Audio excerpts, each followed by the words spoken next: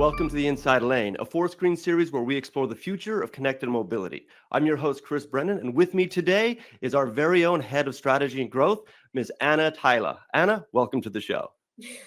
Thank you. Thanks for having me. No, thank you. This is a very interesting topic. So in the past couple of episodes, we've covered it from the OEM side. We've covered it more from the business side. But I thought it'd be really great to actually explore before going into the future what it actually looks like currently in our present time. And I thought there's nobody better person to actually get these insights from than you. So thank you so much for joining us. No problems at all. I'm glad you think that way. And it's certainly going to be an interesting topic that we're covering today. Great. But before we get in there, I actually want to kind of focus a bit more on you and then just find out a little bit about your role as the head of strategy and growth. Like, what does that entail? Yeah. So, as you said, I'm head of strategy and growth, Anna. And as the strategy and growth team, right, it's not only me as a one-woman show. We're kind of a connector between the inside and the outside world of Fourscreen with the mission to help our company grow.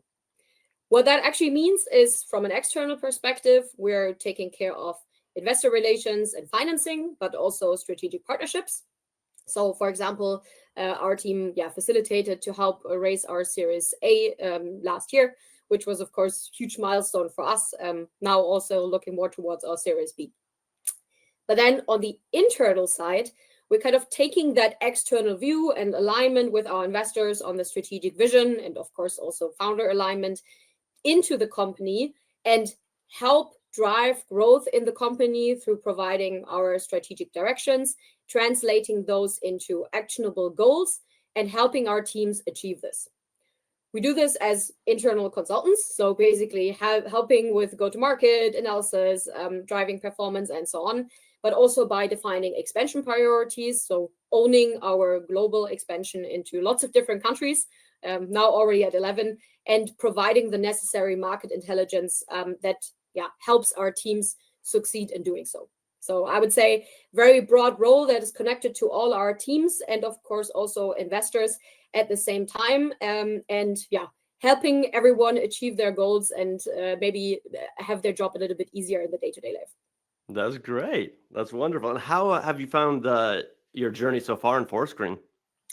Yeah, very, very good question. I just reflected before this call, and it's actually already been 2.25 years. So I joined in August 2022, and it was quite an exciting time because right around that time, we went officially live with first OEM. So things really started to get serious at Fourscreen after, of course, a long time of development. And if I look back, it really has been quite a ride, but a very exciting ride, if I may say so. So from really going live with the first cars to now having millions of them live, reaching millions of drivers in 11 countries, having scaled through like a very large partner base of now more than 100 businesses.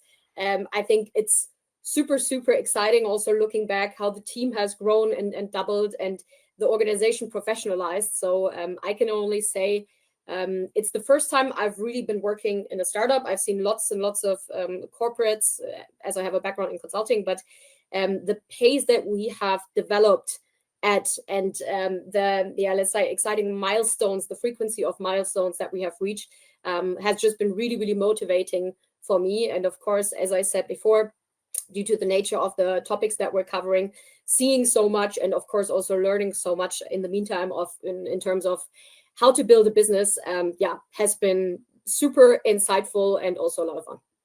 Yeah, it's actually funny that when you take this moment to actually do like an interview format like this, is probably one of the first times you actually sit there and reflect backwards because there's so much happening that you're pretty much just looking forward and it's move, move, move. You turn around and go, wow, we've done a ton like in the past couple of years. Yeah. And I think also, of course, maybe even one of the challenges of a growing startup, right, is to actually take that time, pause and reflect a bit because everyone is so driven, and that's a thing that I really love about Fourscreen. We have an incredible team of super skilled, motivating, and also inspiring individuals who really drive the company forward every single day. And it's always like, okay, done, next. So let's go on and really, taking the time to celebrate and actually look back at what we achieve, I think is super important. And Fortunately, I get to do that a lot when talking to investors, right? Also, Right. looking back, Series B, it's been a bit more than 1.5 years. What we have achieved since then in like launching 12 new OEM brands, launching 10 countries, doubling our team. It's just insane at what pace that is happening. And yeah, part of our job as the strategy and growth team is then, of course, also to bring this back into the company and provide some insights into how we've been developing, and what that actually means, and what good feedback that also means from, let's say, the outside world in terms of partnerships and investors. That's true. And you said that you kind of work as with a background in consulting. Like, what was your actual professional background before joining Fourscreen? Yeah. So, I mean, starting very originally, not going into the details of my study, but I'm coming more from the business area and more specifically finance and accounting. So, always have been quite numbers driven in this respect, but never worked in the corporate department, because I always liked the pace, liked diversity and the topics that we're covering, and yeah, just a broad transversal view, which I'm also having, of course, at Fourscreen. That's why before joining Fourscreen, I have been working 5.5 years in consulting. So mostly strategy consulting, among other stations at Boston Consulting Group. So one of the larger ones where you really work with very big companies and the management board of them and get a lot of insights into the development of those companies, sorry, Mhm. and of course what drives them. And there I took care and led many projects around financial and strategic topics. So was sometimes acquisitions, carve outs, lots of M&A projects, sometimes also restructurings during COVID, right?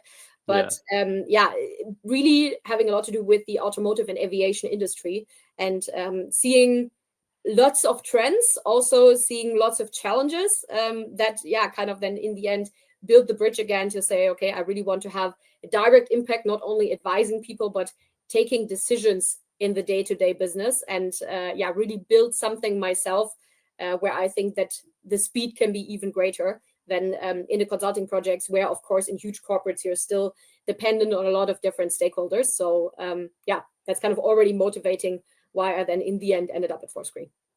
Yeah, I can actually relate to that too. I think I'm kind of built for this type of company as well. Like, I like to move fast. I like to make decisions and kind of and keep pushing forward. So if I'm in one of those environments where there's a long gestation process for decision making, I can find myself getting a little frustrated and going, look, Yeah, we and could be there already. Like, what if we yeah, just did it, yeah. I mean, that's but that's also what defines us a bit as a company, right? I think the Yeah, best example. It's not a tech podcast right now, but the best podcast, the best example is still we weren't super happy with our ERP system, so we just built it ourselves, right? That's the whole right. nature of the company. We just get it done. And reflecting on what I learned in consulting, I think one of the most important thing besides every hard skill or whatever is really a unique can-do mentality, and that there is no problem that hasn't been solved in some way before, and that there is always a way. And I think taking that from consulting also to Fourscreen with, of course, many like-minded people here, has just been great, because that's how you drive progress then in the end. Yeah, I absolutely love it. So from like the marketing and content side, like we define ourselves like with like as the pioneer of in-car marketing and the pioneer in connected mobility. And that actually can be sometimes of a buzzword in marketing, but this time around, I'm like, no, this actually is legitimate. Like there's like we're literally just putting the tracks down and it's going into a new direction. And that's incredibly exciting. So I love that. Sure. And I mean, we're going to dive into that a little bit in the next part, I guess, about the role that we're actually taking. But to me, besides on offering and us being the very first and only in-car marketing channel, it's also a much broader role in taking or in building the foundation for a kind of new way to interact on the car screen and within the car, and kind of make your car a little bit more of a digital living room rather than just a device that you're using to drive from A to B. And that, of course, brings huge fragmentation and challenges. But especially with our team and with the way and the mindset that we're tackling this, I think it's actually super exciting. And nothing else I'd rather do just like day-to-day business, right? So finding new challenges and solving new challenges every day, I think, is also what drives us at Fourscreen. That's great. And a perfect segue to my next question, actually, which is, as we said, this whole series is based on the future of connected mobility, but I'd love to actually know what the current state is. So from your vantage point, Anna, like where are we at in terms of vehicle digitalization, like right now? I would say in some parts very far, and in others still very much at the beginning. And I'm going to tell you a bit what I mean by that. I mean, not sure if everyone can relate here, but if you really look at the newest cars that are on the roads, right? These have a lot to offer. So they're all connected to the internet. You will probably still remember the time where the first smartphone came out. I think it's probably 2006 or whatever, where you really had those connection to the internet, right? So it happens a lot later with the cars, but we are at that stage now where every new vehicle that is being produced is actually connected, and that itself has like a huge potential. And if you look at the unique characteristics of a vehicle, then you'll also see that there are more than 200 real-time sensor data points or sensors that are providing data in real time currently to the automotive cloud, but that can be leveraged, right? And that, of course, is only growing, is only a growing number by day, because if you're thinking about autonomous driving in the future, there's so many sensors that actually are also required to make this happen, that the car is soon providing more than 3 terabytes of data per day, right? So it's just a huge potential per se. And in that sense, the device, so the car as a device, and your kind of digital companion, how we like to call it, then also in the future, has a huge potential. And when you're sitting in that car, then the question is also, what does that mean? So if you have all this data, and if it becomes more, digital companion, I just said, in your life, then the question is, how would that actually look like? And of course, you all know trends about driving less yourself and so on. We're not there yet at all. But what we already have today are huge car screens. Of course, maybe not 5 years ago, but we recently also did an analysis of how the car screens are going. And the average car screen size is moving more towards 20 inches, with like selected cars already having 55 inches. If you compare that with your screen size of your smartphone of like 4 or 5 inches, then of course that's already 10x the size, and offering huge potential to watch something on the car screen, to interact via the car screen, and to just integrate that into your experience. But on the other hand, this experience is still lagging very far behind. I mean, everyone probably hears from the news how especially legacy car makers are struggling with the software, also struggling to adapt their business model a bit more to the needs that have been created by Tesla and the likes, just creating a very good experience and leveraging software-defined vehicles, which of course is a buzzword, but a thing when you think about, okay, you want the car to become more of a living space rather than this device.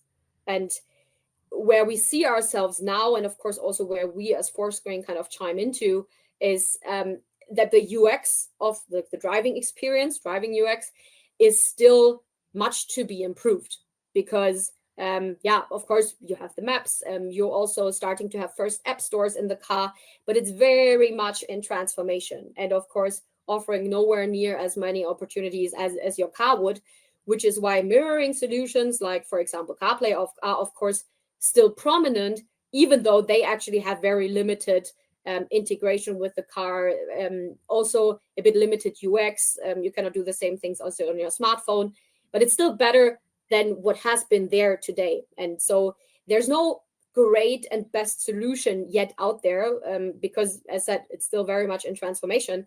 But that's, of course, where huge opportunity lies then in the end. So yeah, it sounds like there's been this expectation for like the self-driving car. And since we're far away from that, there's this kind of immediacy catch up with going, okay, but how can we increase the driving experience and enhance that better while we wait for the inevitable time where the car can drive itself? And now we're in catch up mode going, okay, look, our phones do this, our iPads do this, our TV does this. This is, as our name suggests, the fourth screen. Now we need to actually enhance that experience from the car to provide assistance in our lifestyle and our daily habits, right? Exactly. And I mean, if you look at how far that is still out, I mean, it's a super nice vision that I personally also like a lot. So in my time in consulting, I was also working a bit on new mobility business models, smart cities, and a bit of that outlook part, which to me is incredibly exciting. But it's so far out, and the question is, how long do you want to wait until you basically completely turned around the way also legacy manufacturers are thinking about their cars? So of course, you can wait for 10 years, but the answer is not to do nothing in the meantime, right? But it's incredibly hard to just improve it currently because every car maker has their own systems. They cannot really collaborate. The whole landscape is incredibly fragmented if you're thinking that there is so many different, like 3, 4, 5 software generations per OEM. And just creating that experience and kind of making it scalable and improving it on a very broad level is a huge task. So it sounds like Fourscreen is basically standardizing the process between all these in this fragmented ecosystem with all these stakeholders. But like, how specifically can like the individual stakeholders benefit? So we have like the driver, we've got the OEMs, the auto manufacturers themselves, and we also have the businesses, like the actual destinations that people are driving to. So how is Fourscreen actually providing these unique benefits to each of these stakeholders? Yeah. So I think what I just said before about standardizing the interaction in the car across all systems and all OEMs, right? That offers huge opportunity, especially of course on the business side. The question is, if you want to create an immersive experience in the car, what does that entail? And most of the time, of course, you can think about entertainment in the future, but people are sitting in the car to go somewhere.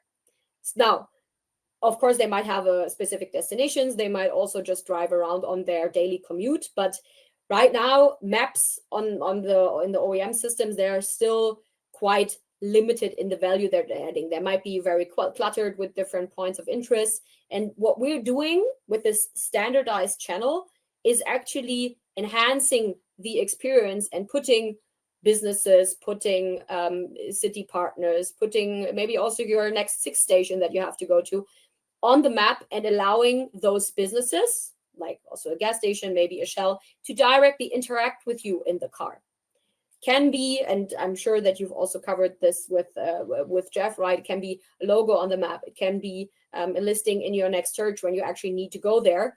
Fourscreen towards the driver is kind of enhancing your user experience by delivering relevant content and highlighting that, simplifying the whole decision process at the right time.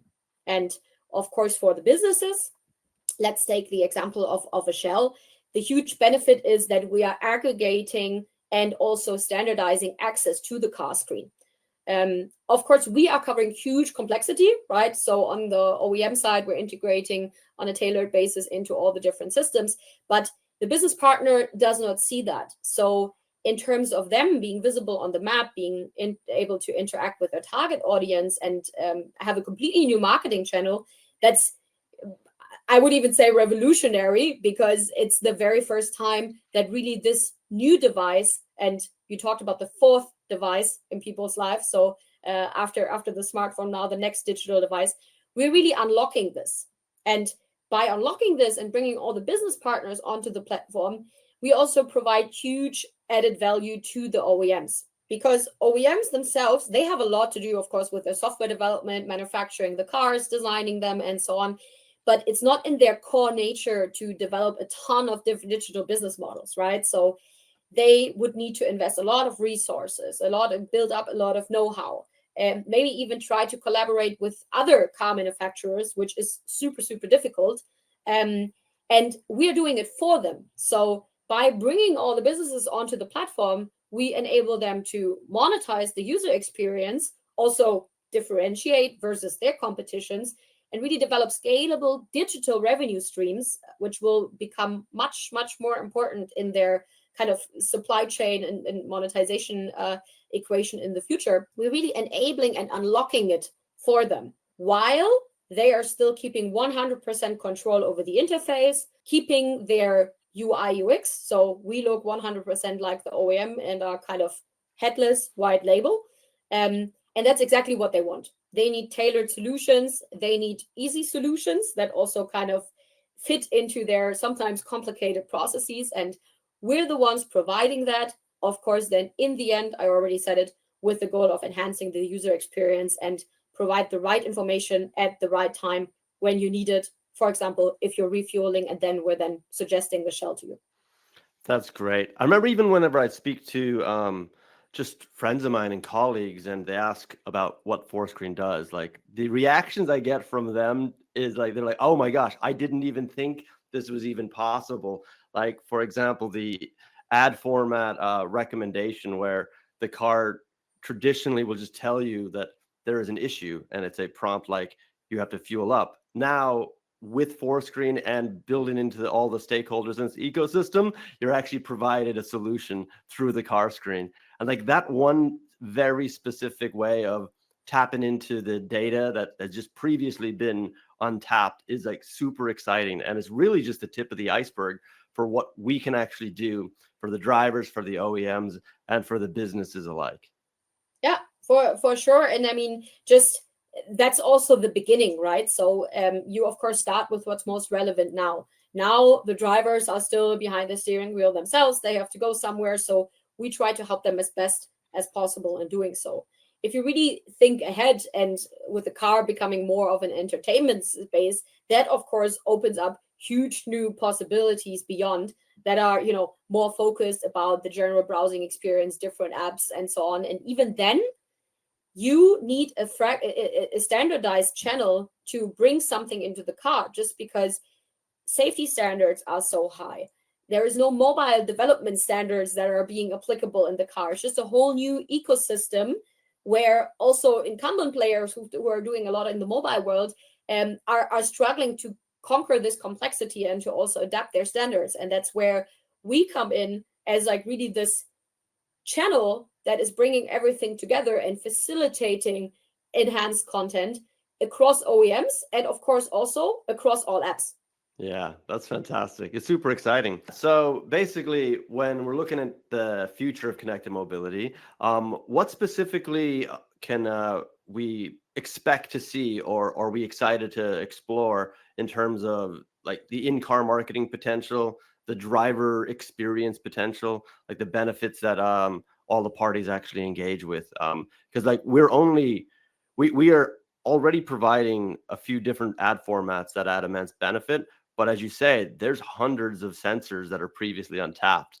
So what are we actually looking at as the future of connected mobility now that Fourscreen is basically the linchpin between all these individuals? Yeah, many different facets in that question, right? I think one thing is about what you do and what you experience in the car, right? It can be marketing content, so you can see advertising, but it can also be just plain communication that of course needs to be facilitated across all OEMs. I always like to bring that example of a Sixt wanting to communicate with 10 different brands at the same time, just because they offer it, right? So it's Right. much more about the channel than what you're doing exactly. And I think when we look at our role and also how the car develops, at least my hope is that it's going to become much more integrated into our lives, basically like the smartphone. It's not about replacing the smartphone, but it's about the car becoming an integral and connected part of your journey. Because like previously, you know, there was one point in time where you couldn't be reached during the day besides sleeping, and that was when you were sitting in the car. And now it's becoming connected, so it should also be intertwined with what you're doing in your life. That's on a general perspective. But what that can mean is you can either be in your private car driving somewhere, or in future have the car drive you somewhere when it's autonomous, right? You can be driving as a delivery person for Amazon or for UPS. So you can be in your job. You can sit in the taxi. You can sit in your own car. You can sit in a car that is owned by your company. And I think what that all makes clear that there's so many different touch points on your mobility journey that are to be addressed. And of course, we're still at the very beginning when it comes to that, but combining advertising to all sorts, combining the ability to communicate to you depending on your needs, whether it's, you know, I just gave the company car example. Your company car needs to be serviced. You have a warranty extension with your private car. You need to return your sixth car to the next station. You need to know where your next delivery address is to drop off a parcel. All those use cases need a standardized channel, which we are creating. And this can be done with, of course, advertising, communication formats like a notification, anywhere, right? Via voice, via the car screen, in the windshield when you have a head-up display. Integrating into any of those interfaces with any format for advertising and communication is where we want to be in the future. And I think since we're the only ones really untapping this channel and standardizing and also creating the standards for future software generations already, this is a very great position to be in. And for me, it says strategy and growth in our team's title. Coming back to this, of course, also very exciting to think about how can we drive further use cases that cover anything from practical car usage to entertainment on a long drive, and be an integral part in delivering content in doing so. That's fantastic. Yeah, I think it's also incredibly rewarding right now because we're kind of in the excite and delight phase with specifically like the drivers who will actually see that this is something that's brand new for the first time. So I think even educating the stakeholders is actually like such an important core right now. And once they start to get used to it and it becomes like from a new feature or a new addition into a habit, like we're going to see rapid growth from all of these. And then probably what happens then is they want to expect more and they want the car to do more. And that's when a lot of the untapped sensor data will actually become more utilized. But right now, I get that feeling where it's like people are just discovering the possibilities that is happening on the car screen right now. Yeah. What you're talking about, both sides want more is precisely what we're labeling compounding network effects, right? The more cars you have that are connected, it's currently a couple hundred million, but there's 1.5 billion cars in the world, right? So as this takes over, there is more cars. And as the channel becomes the norm, of course, there is more interest from the business side. And that leads to an increasing force on kind of both sides. And of course, also creating an effect where OEMs are incentivized to make the experience even better, to then again get more businesses on the platform and wanting to leverage this because they see value in this. And I think, of course, there's a lot of education entailed, right? That's also why we decided early on to expand into many different countries simultaneously, because as a first mover, it's also kind of our task to educate people to say, okay, what you know from the car and a suboptimal experience in the past is in the past, but the future is actually much more focused on an immersive experience in the car. So question is, how can we make this happen? And in this case, it's of course crucial for businesses who have been looking for also differentiation in their media and advertising strategies, because you of course have the mobile worlds, but there's a lot of competition. So to be early adopters here, and for the OEMs likewise, right, to kind of prepare for that future where they become increasingly reliant on digital revenue streams. So I think in that sense, with our partner network, we already have a very good basis and also see that there is the need to further develop this. And it seems like right now it's really important for these businesses and the OEMs to actually get involved, right? Like there's going to be a risk by adopting these this platform too late in the game, because then other competitors or other decision makers in this area would be already staking their claim or like providing value to their customer base, whether it's an OEM to a driver or a business to a customer who's on the go. So I think it's probably important right now that people like the businesses, the OEMs start to actually claim their spot right now on the car screen, or start to provide value through the car screen at this moment. Yeah, I mean, for sure, right? Of course, you can always debate what's the ideal time of joining, but what we've seen with the early adopters that we're having on the platform, right, is that really not only do they see the value in the channel, but they also think ahead strategically together with us and how to develop it going forward. And I think just learning about the channel from both sides, businesses and OEMs, early on is incredibly important if you look at the pace at which everything in today's world is developing. So it's just rapid. And if you don't make those experiences, learnings early on to see how this can bring value to you, you're late in the party in that sense that you, of course, have to catch up. And catching up in today's times is very hard for all parties. That's right. So while others are already in the scaling process, you're just in the introductory process, and you want to actually be right there to scale while the connected mobility revolution is actually growing too. You want to be on that wave growing as well. Exactly. Yeah, great. Well, thank you so much, Anna. This has been a very exciting conversation and great insights.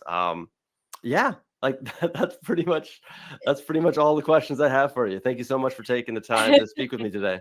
No problem. My pleasure. All right. And so for people listening, if you want to learn more about Fourscreen, we recommend that you check out our website, fourscreen.com, or you can check out the previous episodes of the Inside Lane on our YouTube channel. We have a playlist and a podcast available there. Check out our LinkedIn as well if you want to stay up to date with the news and insights that we're providing every single week. As we've been discussing, there's a lot happening and it's growing rapidly. So we recommend that you keep in touch and you keep an eye out so you don't miss the next part. But yeah, so thank you once again, Anna, for joining us. And for the audience, thank you for watching. And I'll see you next time for another episode of The Inside Lane. Take care, guys. Thanks a lot.